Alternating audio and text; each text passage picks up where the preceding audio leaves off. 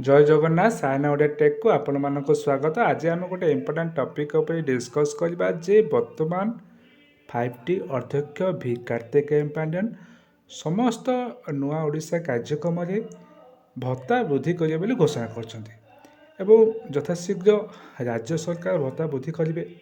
तेणु आपण माने बार्धक्य भत्ता हो, विधवा भत्ता एवं भिन्नक्षम भत्ता एवं अविवाहित भत्ता ता सहित अन्यान्य भत्ता रही ये समस्त सुविधा सुजोग आपण मैंने किपर ने जदि आपण मानकर परिवार कि जेकोसी व्यक्ति 60 वर्ष ऊर्ध्व बा से किपर बार्धक्य भत्ता पाइपर ता सहित अन्यान्य भत्ता जी आपण मैंने किपर आवेदन करेंगे एवं ये भत्तार सब सुविधा सुविधा आप किपर ने तेणु आपण मैंने बर्तमान देखते राज्य सरकार जो मान बयस 60 वर्ष ऊर्ध्व से बार्धक्य भत्ता दौरान 500 टଙ୍କା दौरान और 80 वर्ष ऊर्ध्व हेले से 700 टଙ୍କା दौरान और अन्य भत्तार सुविधा सब दौरान। तो समस्त भत्तार वृद्धि हे तेणु आपण मैंने जदि यार फायदा ने चाहते निश्चय आप्लाय करूँ। तेणु आपण मैंने भिडियोटी को संपूर्ण रूप देखूँ तो जानीपर जे बर्तमान यार कौन न्यू अपडेट रही एवं यही नुआ नुआ वीडियो देखापी आम चैनल को सब्सक्राइब करूँ। तेणु आपण मैंने प्रत्येक दिन किसी नुआ नुआ वीडियो आप देखिपारे। चलन देखा जे यही बार्धक्य भत्ता और विभिन्न भत्तार कौन रही नुआ अपडेट कौन रही सुविधा सुजोग एवं यार किपर आप फायदा नेबे।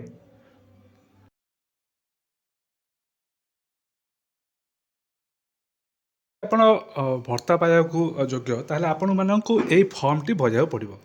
ତ ଏହି ଫର୍ମ ଭରିବା ପାଇଁ ଆପଣମାନଙ୍କୁ କ'ଣ କରିବାକୁ ପଡ଼ିବ ନା ଆପଣମାନଙ୍କର ଆଧାର କାର୍ଡ଼ ନିହାତି ରହିବା ଦରକାର ଏବଂ ଗୋଟିଏ ମୋବାଇଲ ନମ୍ବର ତା ସହିତ ଗୋଟିଏ ପାସପୋର୍ଟ ଏବଂ ଗୋଟିଏ ଫଟୋଗ୍ରାଫ ଏବଂ ଯଦି ଇନକମ୍ ସାର୍ଟିଫିକେଟ୍ ତାର ଆପ୍ଲାଏ ଆପଣ ଇନକମ୍ ସାର୍ଟିଫିକେଟ୍ ଦେଇପାରିବେ କିମ୍ବା ରାସନ କାର୍ଡ଼ ଏହି ସମସ୍ତ ଡକ୍ୟୁମେଣ୍ଟ ଯୋଗାଡ଼ କରିକି ଆପଣ କେବଳ ଏଇ ଗୋଟିଏ ଫର୍ମକୁ ଭରି ଦିଅନ୍ତୁ। ତ ଆପଣମାନେ ଏହି ଭତ୍ତାର ସୁଯୋଗ ପାଇପାରିବେ। ତେଣୁ ଦେଖିବା ଯେ ଆପଣମାନେ ଏହାକୁ କିପରି ଆବେଦନ କରିବେ ଆଉ କିପରି ଫର୍ମକୁ ଫିଲ୍ଅପ୍ କରିବେ।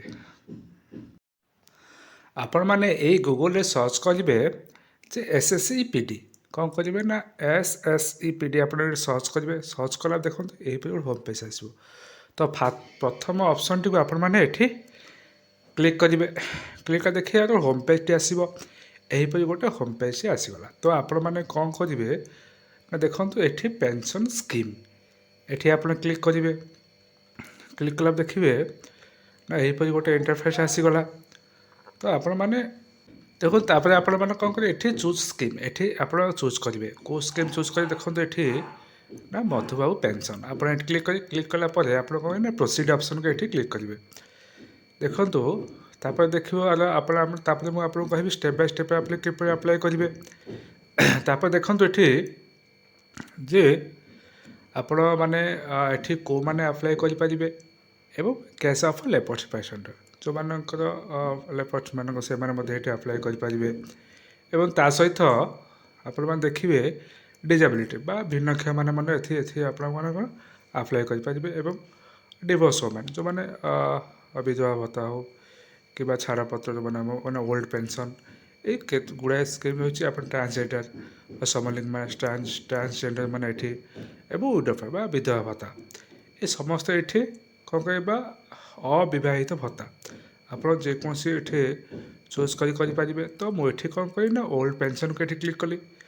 ତାପରେ ଆପଣମାନେ କ'ଣ କରିବେ ଏଠି ଆପଣ ଆଧାର କାର୍ଡ଼ ରଖିଥିବେ। ତେଣୁ ଆଧାର କାର୍ଡ଼ ଅନୁସାରେ ଏଠି ଆପଣଙ୍କ ନାଁ ଚୁଜ୍ କରିବେ ଏବଂ ତାପରେ ଆପଣଙ୍କର ଫାଦର ନେମ୍ ଏବଂ ଆଧାର କାର୍ଡ଼ ଅନୁସାରେ ଆପଣଙ୍କର କେତେ ବୟସ ବା ଡେଟ୍ ଅଫ୍ ବାର୍ଥ ଏଠି ଆପଣ କ୍ଲିକ୍ କରିବେ। ତାପରେ ଆପଣ ଦେଖିବେ ଯେ ଏଠି କ୍ଲିକ୍ କଲା ପରେ ଅଟୋମେଟିକ୍ ସେ ଆପଣଙ୍କୁ କେତେ ବୟସ ହେଇଥିବ ତାହା ଏଠି ଶୋ କରିବ। ତାପରେ ଆପଣମାନେ ଏଠି ନିଜ ଆଧାର କାର୍ଡ଼କୁ କିମ୍ବା ଭୋଟର ପରିଚୟ ପତ୍ର ଏଠି ଆପଣମାନେ ଅପଲୋଡ଼ କରିବେ ଏବଂ ଏଠି ଆପଣ ଜେଣ୍ଡର କ'ଣ ମେଲ୍ କରିବେ କିମ୍ବା ଫିମେଲ୍ ଆସିଲେ ଫିମେଲ୍ କରିବେ। ତାପରେ ଏଠି ଆପଣ ଆଧାର ନମ୍ବର ଦେବେ ଏବଂ ଆଧାର ଭେରିଫାଏ କରିକି ମୋବାଇଲ୍ ନମ୍ବର ତାପରେ ଏଠି ଆଧାର କାର୍ଡ଼ଟି ସ୍କାନ୍ କରିଥିବେ ଏଠି ତାପରେ ଆପଣ ଆଧାର କାର୍ଡ଼ଟି ଏଠି ଚୁଜ୍ କରିବେ। ତାପରେ ଦେଖନ୍ତୁ ଏଠି ମୋବାଇଲ୍ ନମ୍ବର ନିହାତି ଦରକାର ତା ସହିତ ଆମେ ଓଡ଼ିଶା ଲୋକ ଓଡ଼ିଶା ଏବଂ ଆପଣମାନେ କେଉଁ ଡିଷ୍ଟ୍ରିକ୍ଟର ଓ ସେଇ ଡିଷ୍ଟ୍ରିକ୍ଟ ଚୁଜ୍ କରିବେ। ତା ସହିତ ଏଠୁ ଗୋଟେ ଆପଣ କ'ଣ କରିବେ ନା ଗୋଟେ ପାସପୋର୍ଟ ଫଟୋ ଏଠି ଅପଲୋଡ଼ କରିବେ ଏବଂ ଆପଣମାନଙ୍କ ଡିଭିଜନ୍ ଏବଂ ଟୋଟାଲି ଏଠି ଆପଣମାନେ କ'ଣ କରିବେ ନା ନିଜର ଠିକଣା ଆଡ୍ରେସ୍ ସଠିକ୍ ଭାବରେ ଆପଣ ଏଠି କ୍ଲିକ୍ କରିବେ। କ୍ଲିକ୍ କଲା ପରେ ଆପଣମାନେ କେଉଁ କ୍ୟାଟେଗୋରିର SC ST ନା OBC ନା ଜେନେରାଲ୍ କେଉଁ କ୍ୟାଟେଗୋରୀ। ତାପରେ ଯଦି ଆପଣମାନଙ୍କ ପାଖରେ ଯଦି ଇନକମ୍ ସାର୍ଟିଫିକେଟ୍ ଥାଏ ଇନକମ୍ ସାର୍ଟିଫିକେଟ୍ କିମ୍ବା ରାସନ୍ କାର୍ଡ଼ କିମ୍ବା ଆର୍ ରିପୋର୍ଟ ଯେକୌଣସି ଏଠି ଆପଣ ଗୋଟେ ଡକ୍ୟୁମେଣ୍ଟ ଏଠି ଅପଲୋଡ଼ କରିବେ। ତା ସହିତ ଆପଣମାନେ ଯଦି ସିଗ୍ନେଚର୍ ପକାଉଛନ୍ତି କିମ୍ବା ସନ୍ତକ କରୁଛନ୍ତି ଏଠି କ'ଣ କରିବେ ନା ଥମ୍ପ ବା ସିଗ୍ନେଚର୍ ଏଠି ଅପଲୋଡ଼ କରିବେ।